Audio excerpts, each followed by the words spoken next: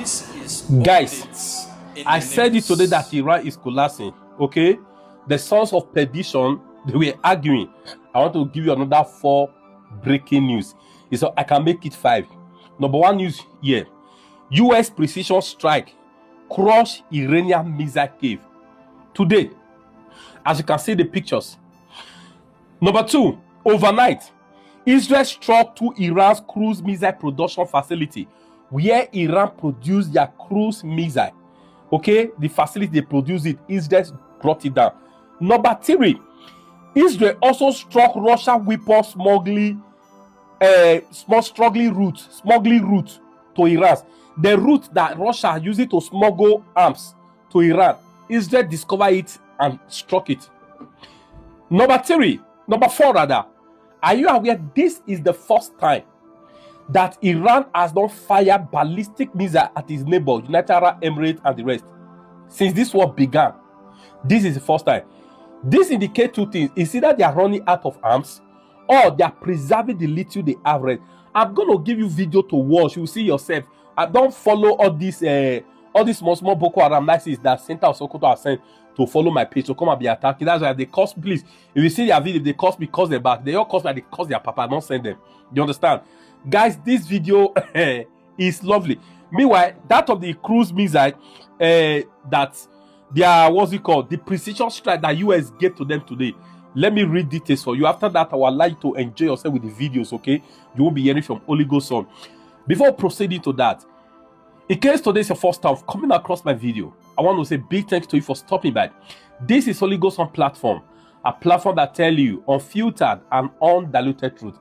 Please, guys, I'm leaving my Telegram channel at the comment section. Please follow it, okay, to get more sharp updates on this matter. All right, now, Idris, please just a minute. Let me make this thing in a way to be convenient for me to read. Okay. All right. It is U.S. precision strike crush Iranian missile caves in desert shutdown. Centracom, that is U.S. Command Center, has released stunning satellite footage showing American warplanes delivering devastating blows to a remote Iranian desert facility packed with underground missile storage and launch infrastructure. Explosion ripped through roads, collapsed buildings, and sent massive dust plumes skyward as US munition punched deep into the regime's hidden terror tunnels. What was once part of Tehran's grand scheme to flood the region with rockets and arms is now a smoking crater. This strike is part of a broader campaign hammering over 90 ROGC military targets, including sites on Khan Island, in direct response to Iran's reckless attacks on Israel and threats to choke the Strait of Hormuz. The mullah's arrogance has finally met real American power. Okay? No more safe havens for the world's leading state sponsor of terrorism. Their underground empire of death is being dismantled in plain sight, proving that strength and resolve beat endless appeasement every time.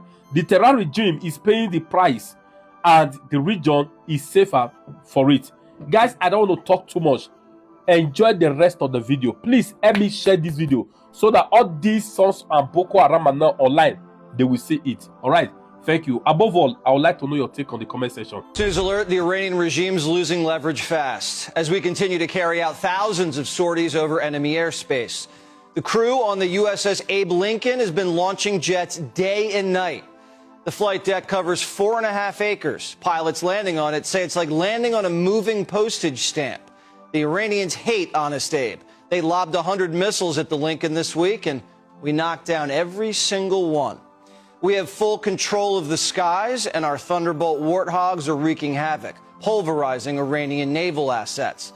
The world's most dominant air superiority fighters also taking hearts, the F-22 Raptor. And we just got a rare Raptor shot. Here she is preparing for another night of combat. The Raptor flies where it wants and strikes what it wants. So far, we haven't missed much. Here's CENTCOM Commander Admiral Brad Cooper. U.S. forces have struck more than 10,000 military targets. In fact, we hit the 10,000th Iranian target just hours ago. Our precision strikes have overwhelmed Iranian air defenses, and our combat flights over Iran are having tangible effects. We've now destroyed 92% of the Iranian Navy's largest vessels. The most destructive and precise bombers in history continue to lift off from air bases in England. More B-2s flew out today, headed to the fight. Let me highlight our B-52 bomber force, which is executing a high volume of strikes into Iran and demonstrating our unmatched dominance in the air. Now in their 8th decade of flight, our B-52 bombers are executing strikes into Iran with up to 70,000 pounds of munitions on each mission. Our B-52 pilots and aircrew embody the courage and resilience of the more than 50,000 American sons and daughters serving in uniform during this operation. One of the core objectives of Operation Epic Fury is not only disarming Iran, but preventing them from rearming. And we're almost there.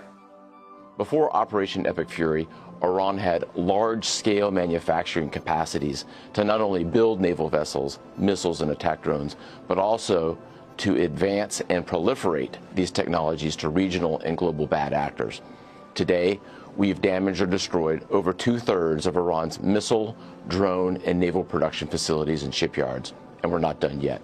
Overnight, our Israeli allies struck 2 naval cruise missile production facilities.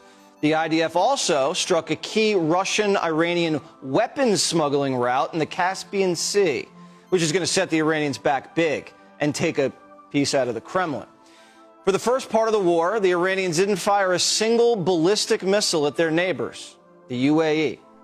They're running out of firepower, or they're trying to conserve it. Either way, the mullahs need a way out of this. That's why you're beginning to see the regime look for an exit ramp. They recognize they are being crushed, their ability to attack American and ally forces, as well as their ability to defend their own territory is dwindling literally hour by hour. It's been 48 hours of negotiations, and the clock's ticking. The 82nd Airborne Division's already en route to the Middle East as we speak. Portions of the elite paratrooper unit have spent the past days getting their reps in. Infiltrate, surveil, fight, and resupply, all under the cloak of darkness. The men have cutting-edge gear, some of the most advanced drones ever assembled. One source says, kind of feels like cheating. Another says, these switchblades are artillery on easy mode. And the commander-in-chief just has to give the order. President Trump does not bluff, and he is prepared to unleash hell. Iran should not miscalculate again. Their last miscalculation cost them their senior leadership, their Navy, their Air Force, and their air defense system.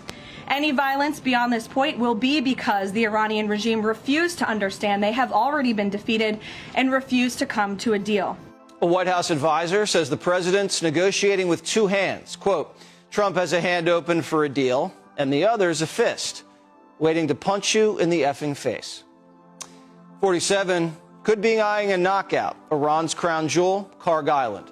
The Republican Guard's been preparing for battle, laying mines, booby trapping, loading up on stingers. But retired top brass says our military is ready to shock and seize the terrain, by air, by sea. We don't know if it's going to happen, but if it does happen, the Iranians won't know it's coming.